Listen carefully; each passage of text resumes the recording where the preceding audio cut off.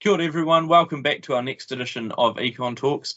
Gareth, we're really seeing quite a lot of interest at the moment in some of the changes in our housing regulations, thinking about planning for the future, thinking about RMA reforms, there's spatial plan, there's heritage, buzzwords galore being thrown up in the housing space. I mean, what does it all mean, and what have we seen before that has actually impacted on building trends, I guess, but also on the housing market?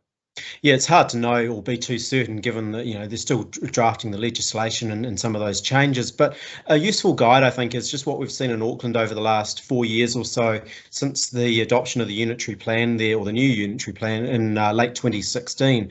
What we've seen progressively over the last few years is increasing numbers of townhouses and apartments, those denser dwelling types being built, consented and then built in Auckland. Part of that, of course, is a function of what's happened to land and house prices, and so people's demand has switched away from standalone houses because they just can't afford them. But the fact is that the council changes there and the planning rules having changed have facilitated more of that construction occurring. And lo and behold, the market has moved and is going to, we're bringing those to be built. So I guess the signs there that we could see a similar sort of phenomenon happening over time as these changes that you've mentioned around the RMA and the planning rules that the government is looking to change there, as they're brought through into other parts of the country. Obviously, there's been a bit of pushback or discussion from councils around that, but given where house prices are and the affordability issues we're facing, something has to be done to address the problems that we've got.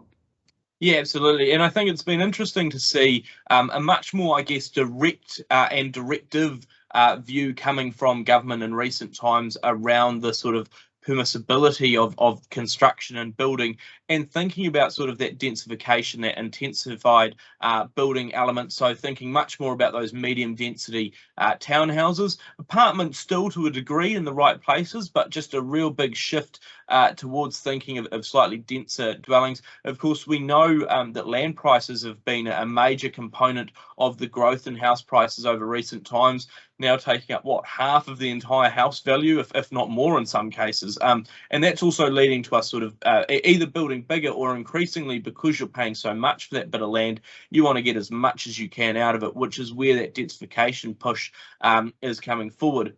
But I think it is sort of interesting to profile what the government has come forward with in terms of the national policy statement on urban development. It's actually been, in my mind, quite a change, where previously I think governments of yesteryear have been a bit more hands-off around development, giving a lot more leeway to councils in terms of how they think about their sort of planning and their zoning, but also, I guess, being hands-off in terms of what's allowed to be built or not, and how strong protections might be for existing or current structures.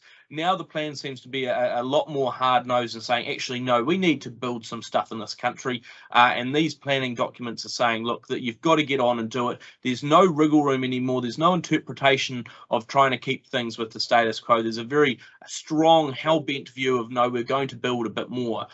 So I think there's a real strong push in that regard to get more building and construction happening across the country. We've seen, of course, that coming through very strongly in Wellington City recently, with their spatial plan. We've got Christchurch and Auckland that are also gearing up for those sort of discussions. So I think we're into a period where we are considering those zoning rules a lot more. And let's be clear, if we actually want to solve the housing crisis, this is presumably the way that we've got to continue thinking about when it comes to actually providing some more damn houses across the country.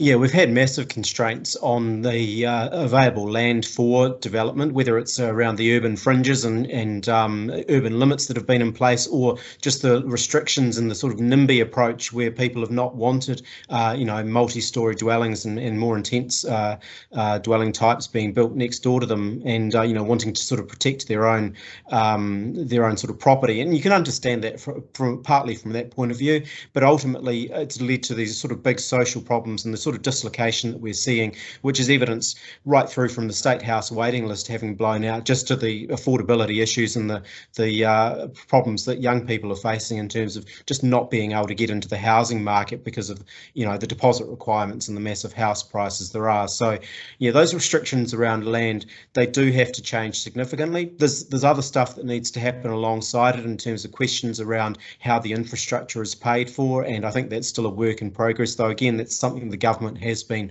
looking to address, and there will be further work done on that over the next couple of years. But yeah, we look at house price forecasts, whether it's treasuries or other ones, and there's no sign, given the status quo, that the housing affordability crisis is going to improve or change anytime soon, given where we stand. And so I think it is requiring some very bold moves by the government, and I think this is a step along the way.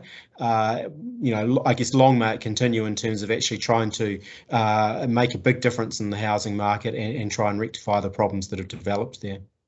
Yeah, absolutely. And I think you make a good point that in terms of actually going into the future, even with some of these changes, houses aren't going to become magically affordable. They might stop going up in price and becoming much more ridiculously unaffordable, in a sense, month on month. So, I mean, a change in direction, or at least a plateauing perhaps in affordability or unaffordability is probably a positive thing. But you're right that unless we continue on this pathway, it seems hard to see a more affordable future. But the focus as well on continuing this work on construction, on allowing for more development, is going to be an important shift, particularly when, given some of the policy changes we've seen from government, bright line test extensions and similar, that's going to slow the existing turnover of current houses in the market. So the focus moving forward is going to have to be much more on building more. The government's providing some more incentives and some sort of wedges between existing and new property.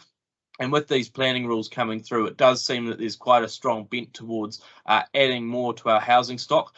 You know, renters across the country, you know, everyone who's looking for a house, but also people who are living in some, let's be honest, some pretty brutal, ugly, cold, miserable housing at the moment. I think we'll be glad that there is this thinking around maybe bulldozing some of those older, crappier houses and thinking of building something better as we move into the future. But I think we'll sort of monitor those trends. We'll think about where we're going to build in the future and how many we're actually able to get constructed, given the difficulty sometimes finding workers and finding land, infrastructure and everything else, on one of our future editions of Econ Talks.